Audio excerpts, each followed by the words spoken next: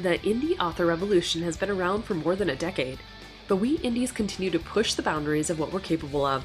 From getting over initial prejudices to staring down perfectionism and author imposter syndrome, we've become a force to reckon with. Now, after years of hustle and grind, we indies are rebelling again. Gone are the days of publishing a book a month until we drop, and in its place we're sowing the seeds of a better way. A way with more ease, abundance, and flow. Get ready to learn about indie authorship from a whole new perspective. We're about to cover everything from releasing your poverty mentality to manifesting your millionaire author destiny. I'm Carissa Andrews, and this is the Author Revolution Podcast.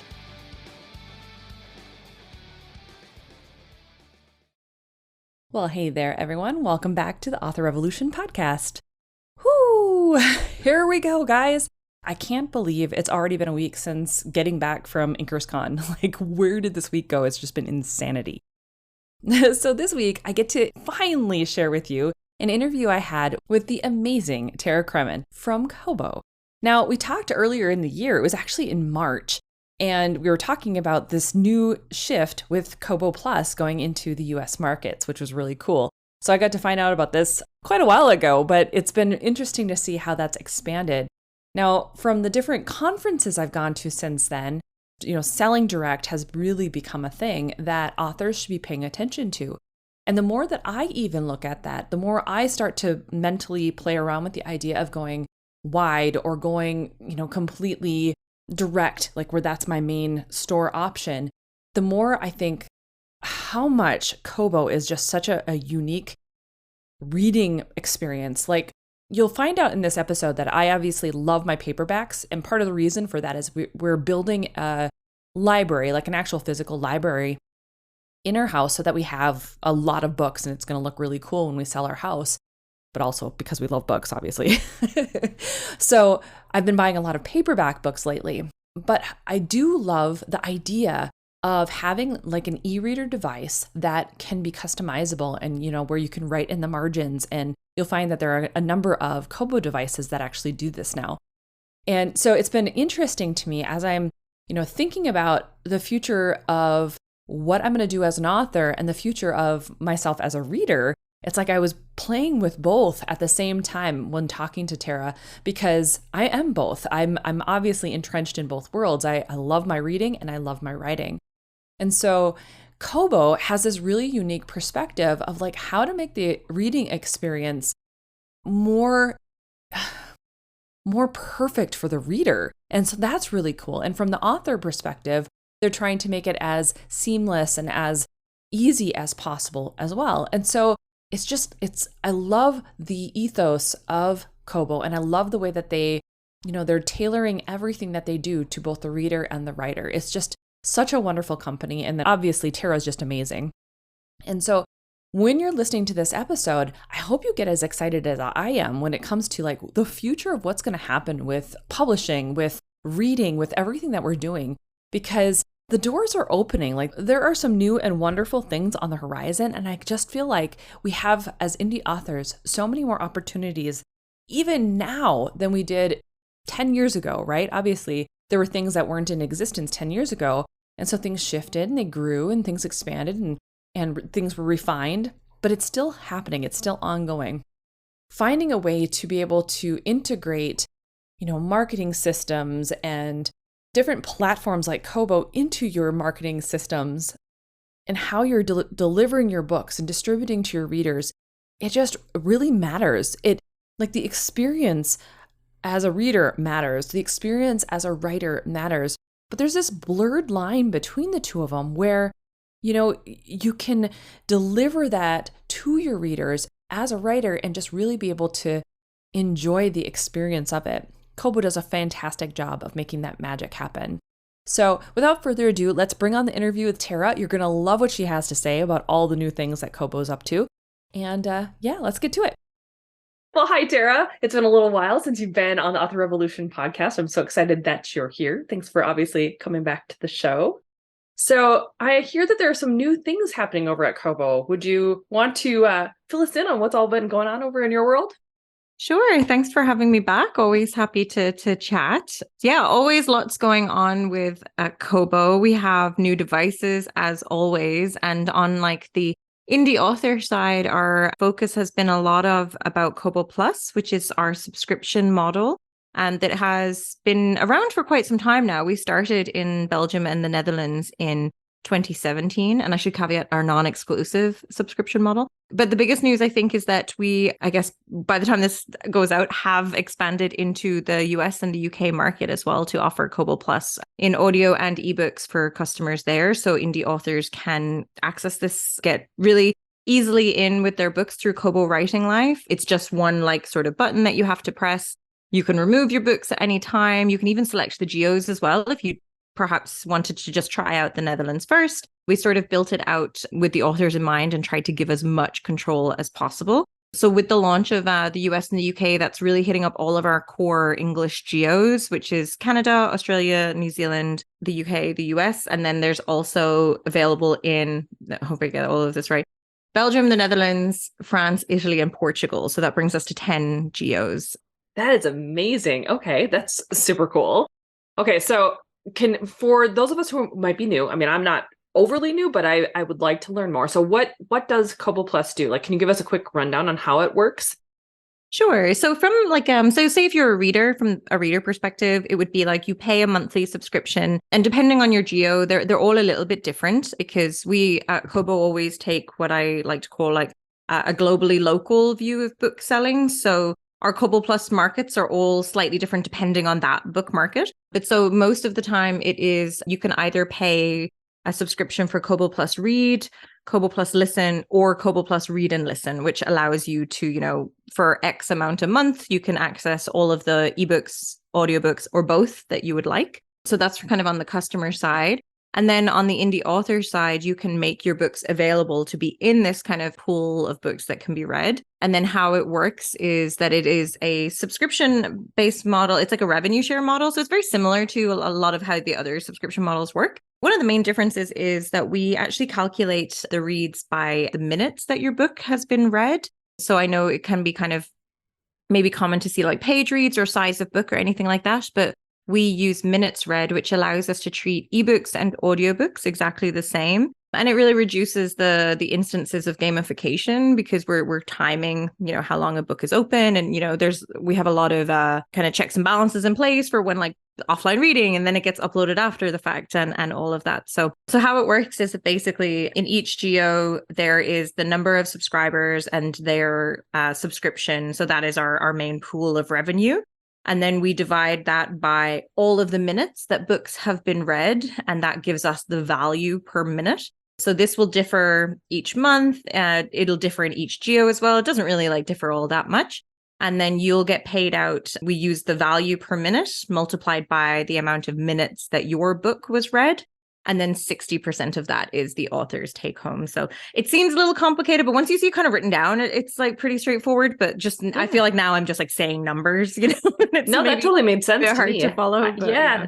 No, I totally understand that. I think it's Okay.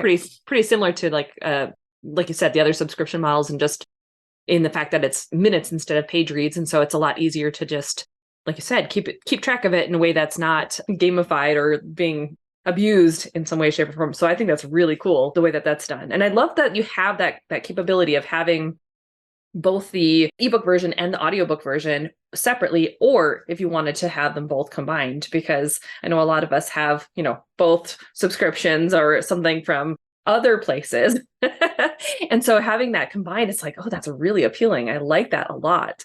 Yeah. And I really think that the non-exclusive piece just sort of shows as well that what we've seen is that it doesn't, if you're like publishing widely and you're publishing globally, to me, it just like, it's a no-brainer to opt your books in because it's just this other audience. And what we've seen is that like there isn't really too much of a negative in terms of like your a la carte sales, that we've just sort of seen authors report like an increase in revenue overall from the subscription reads. So they're for sure, like if this was a Venn diagram, like there's definitely overlaps between people that are like buying a la carte and subscribing. But for the most part, like it's different books. It's like a different type of audience that are wanting to consume books in that way. And it's definitely, even when I look at like what's trending on the Kobo Plus list, it's not always the same that's trending on the a la carte. So it just definitely shows that you're reaching like a new audience of readers that perhaps you hadn't seen before through Kobo.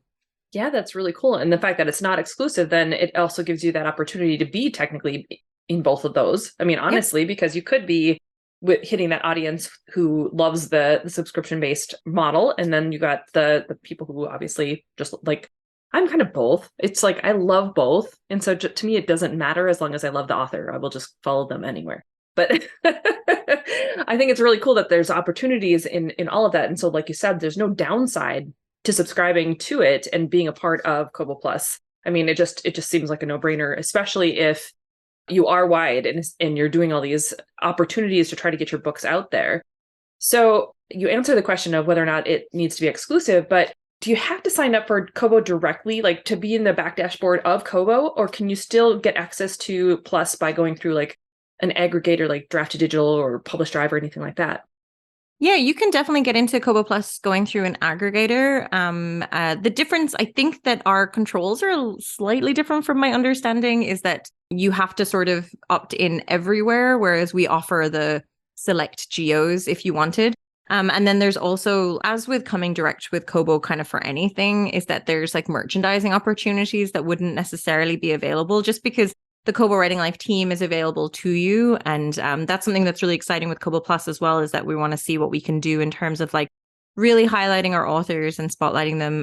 They already sort of organically get filtered to the top of a lot of the reads in these lists, but we want to try and be a bit more thoughtful with that. So if you're already going through an aggregator, you can definitely reach out to them and see. And I believe they should be opting in and it shouldn't be a problem. So yeah, it's up to the author's preference, really.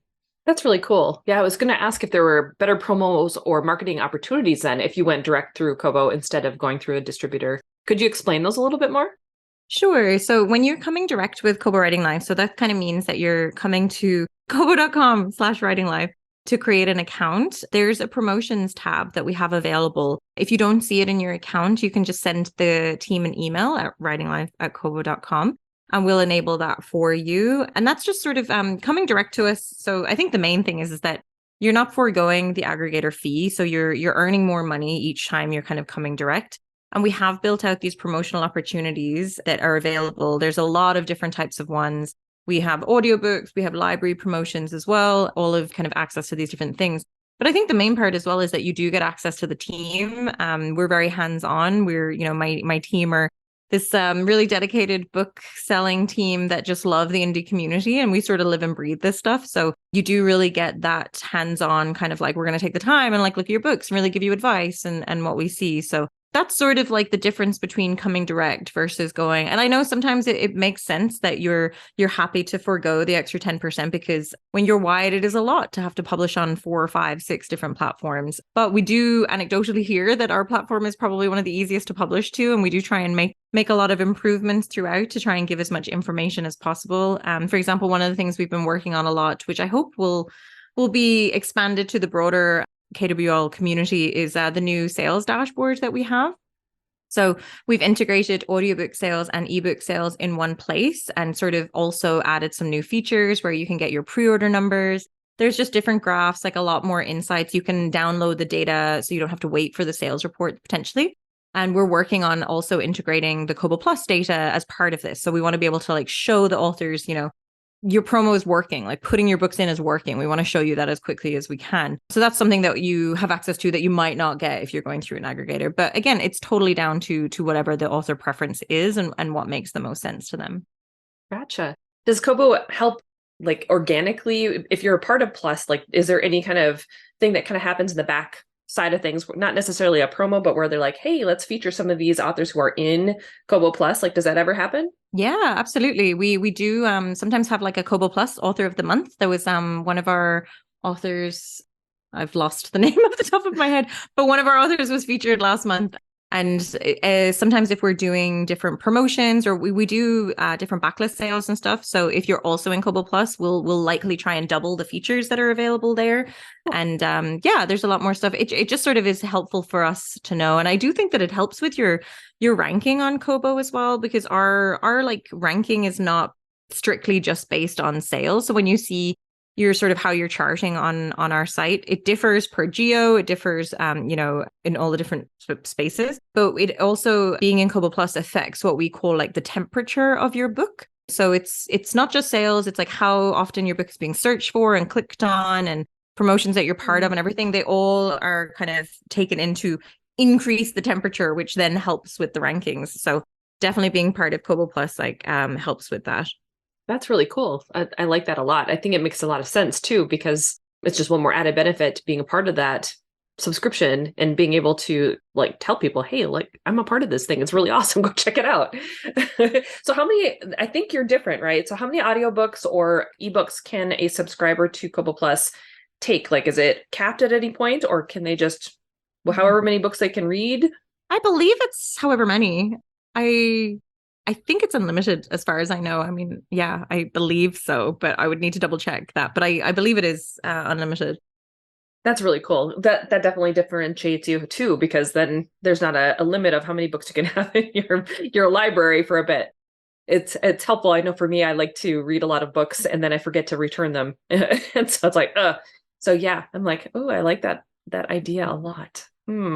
Every time we talk, you're like pushing me over closer and closer to Kobo, I swear. Awesome. That's my job. Like literally is my job.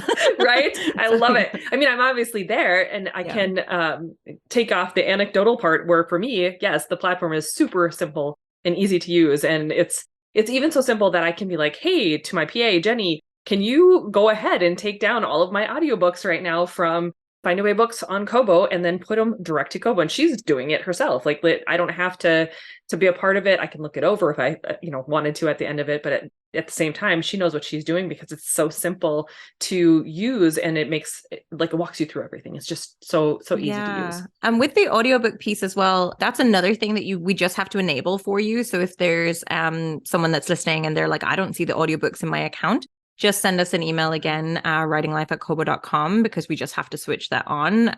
But it's a very simple process. And we do all of the processing in-house. So it means that the audiobooks get published within 24 hours. More often than not, it's within a matter of hours, which for audiobooks, considering the file size, is very, very quick.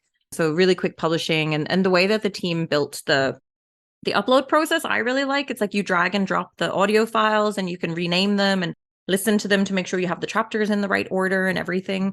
So yeah, it's really, really easy. And then you can opt into Kobo Plus just with the one button again with audio. So how does Kobo Plus for audio differ then from the ebook side? Is it based off of the listening minutes then? It's exactly the same. So it's exactly as how many minutes your book is listened to. That's all in the overall pool of minutes. So if I talk really fast on my audiobook, I'm screwing myself. What? We did a lot of tests about because I know there's sometimes the question about slow readers versus fast readers or things like that. But we did a lot of kind of studies before we sort of moved into this, especially because, we have had this launch since 2017. And for lack of a better phrase, it kind of all comes out in the wash that the slow readers are balanced with the fast readers and things like that. And we just don't see it affecting it. It didn't, we broke it down by genre and really investigated each one. And there wasn't that much of a difference between things. So yeah, I wouldn't be too concerned about that. Well, that's good. I suppose you could always increase the speed too, and you're trying to listen to something. So there's always that too. Right. That's actually what I do when I'm learning something new. I'll listen, and if the people are really slow at talking, I'll actually speed it up so I can listen to it faster. So I only do that when I did that yesterday because I had a book club and I had not read the book, so I had to listen to it all on double speed, which was maybe not the most enjoyable listening experience, but it got the job done. Right? You downloaded that information really quickly and made it happen.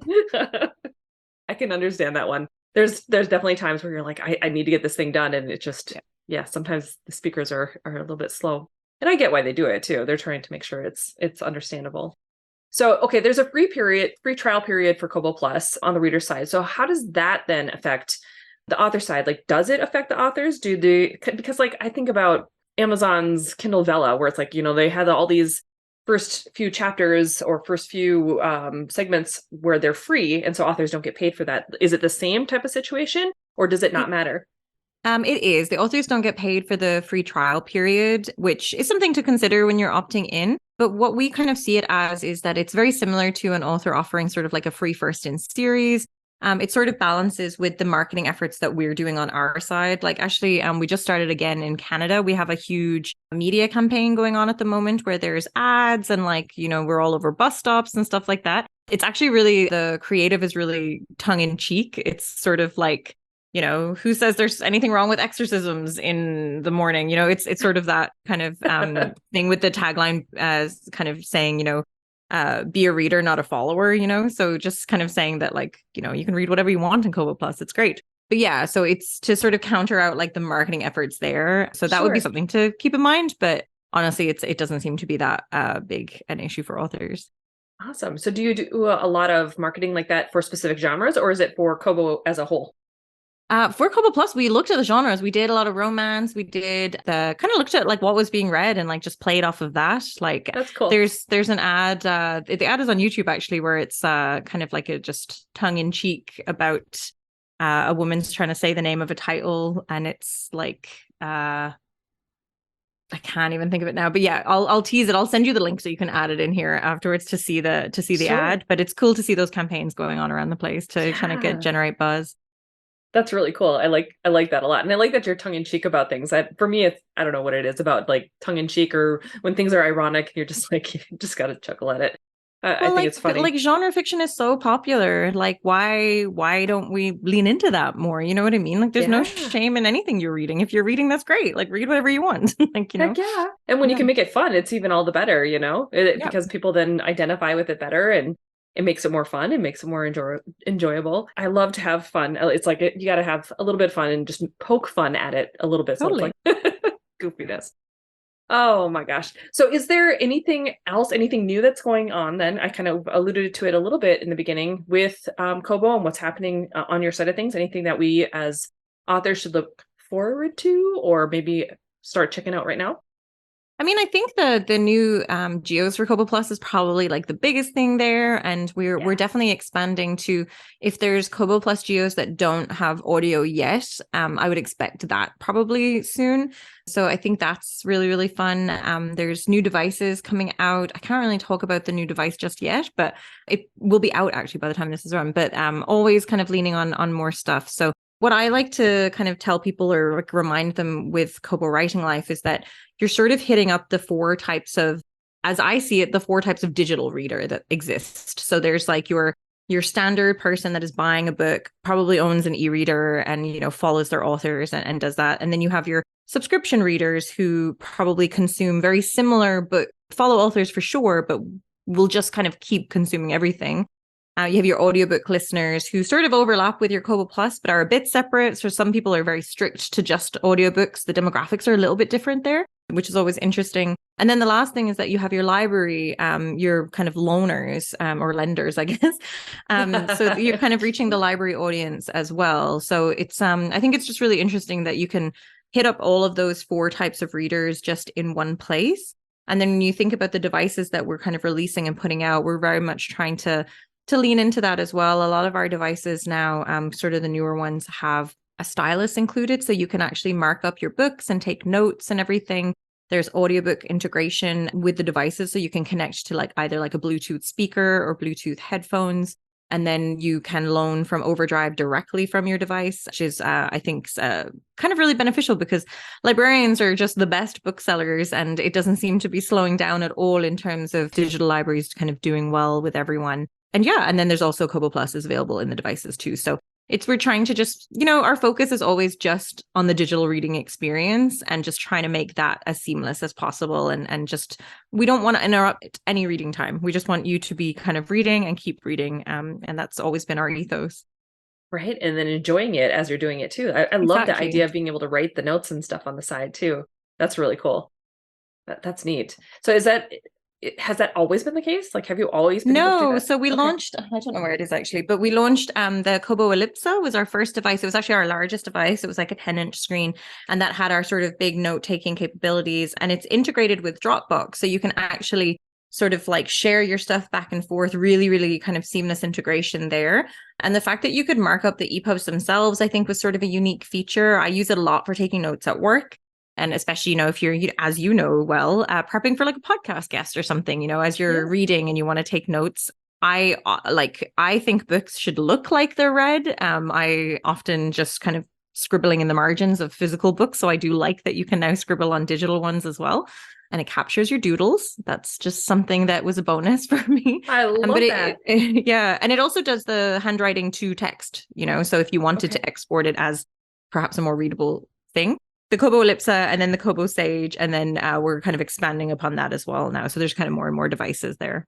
I love it. It seems like you guys really have this like pulse on being able to be like the bibliophiles that we all are. Like us authors, I think most of us started as bibliophiles, and so we love our books and we love to take care of them in whatever way, shape, or form. And so having that capability to do some of those things in the digital format is just really appealing to me. I don't know why.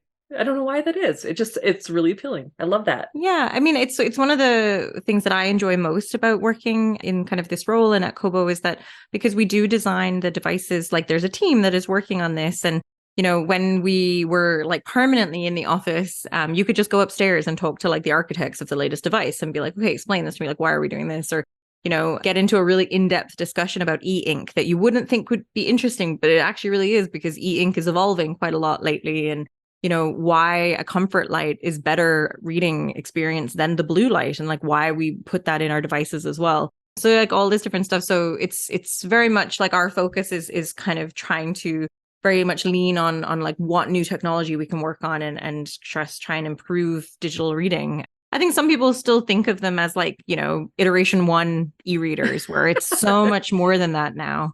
Right. I think I even have the idea of that sometimes because I've gotten so used to just reading really fast on my phone and not really being on a reader itself. Like I can't read on my phone. Like I just find it I get too distracted with the notifications, and like I just don't have the strong willpower to not stay to not leave the book.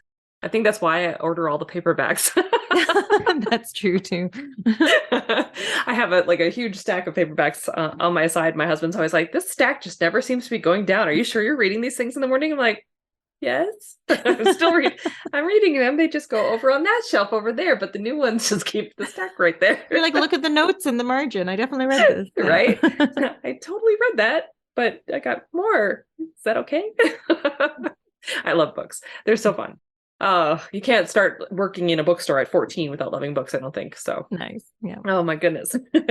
Well, once again, where should my audience go if they want to either find out more about Kobo Plus from the reader side, if they happen to just like be wanting to obviously join as a reader, or if they're wanting to learn more about how to do it as an author? How do they go about finding everything? As a reader, if you go to kobo.com, if Kobo Plus is available in your area, you'll see it right away. It'll be there. If not, and you want to see kind of what the experience is like or the different things, a cool trick is that if you're on kobo.com, there's a little flag at the top of the screen and that defaults to where you are. But if you click on that, you can actually browse through our different storefronts. So you can go to a geo where we do have Kobo Plus and sort of see what that looks like. And then from an author perspective, if you're coming through Kobo Writing Life, it's part of when you're publishing a book. So it's in one of the steps in the rights and distribution. So just sort of as you're publishing, you can opt in. If you wanted us to bulk opt in your books for you, you didn't want us to go through them one by one, we're happy to do that. Just send an email to writinglife@kobo.com and the team will help there. And you can follow us on, I think we're on like all of the socials that are out there. You can just search for Kobo Writing Life. And then we also have the Kobo Writing Life podcast that goes out every other week. And there's lots and lots of good tips and tricks there. Plus the amazing blog that you guys do as well. Oh, yeah. Terrence is killing it on the blog these days. It's really, really good. And we have our newsletter that goes out every month as well, the KWL Quill. So you can find all of that information is all on the blog, which is kobowritinglife.com. That's awesome. Well, thank you, Tara. Thank you for being here and explaining more about what's new and shaken in Kobo, and obviously the new geos for everything that's going on for Kobo Plus. That's awesome. Congratulations, by the way. Thanks. Thank you for being here. I'm so glad that we were able to connect again. Me too. Thanks so much for having me. Do you see what I mean, guys? Holy cow. Kobo has so many cool things that they're in the process of doing all the time. Like every time I talk to Tara, there is something new. Like there's a new device, there's a new innovation that they're working on when it comes to, the devices that they're using, the way that they're creating an experience for readers, or what they're adding to the dashboards for authors. It's just such a cool company. And I love that it's the kind of company where you could just email them, just email and be like, hey, so here's this question I have, and they'll get back to you. I mean, how cool is that, right? So hopefully this episode was helpful. I know it was for me because it continues, like I was telling Tara, it continues to reinforce how much I love this company and how I want to start shifting to more of this type of an experience. And while I live in the United States, I have the the KU membership and the Audible thing, I'm not overly committed to it, right? It's like I used it because it was easy and accessible to me. But the more I think about it, the more I think about the way I want to spend my money, the way I want to spend my time as a reader, the more I feel like I need to shift and switch over to Kobo. And especially now that Kobo Plus is available in the United States, it's really making me rethink my reader habits. And when I'm reading from the digital side of things, I'm really considering getting one of those amazing Kobo Plus devices where you can write in the edges and doodle and do all the things, because that just sounds like so much fun to me. I love it. And then I'm not, marking up a book that I don't need to. That perfectionist Virgo side of me kind of freaks out about that, but I love the idea of it, right? And then there are digital books where they're journals where you could write in there directly. That'd be so cool too. So I'm just saying. But to me, it just feels like the direction I want to go. I want to have more of that fun experience with my books. And from the digital side of things, I'm not a huge fan of reading from my phone, not because of what Tara was saying about all the notifications. Like I'm pretty good about hitting do not disturb and just going from there. But I think just because I like the experience of reading a paperback. And if there is a way to be able to get that experience through a digital device, I want to try it. So at any rate, these are my ramblings about what I want to do as a reader, what I am feeling like as an author in the direction that I'm going.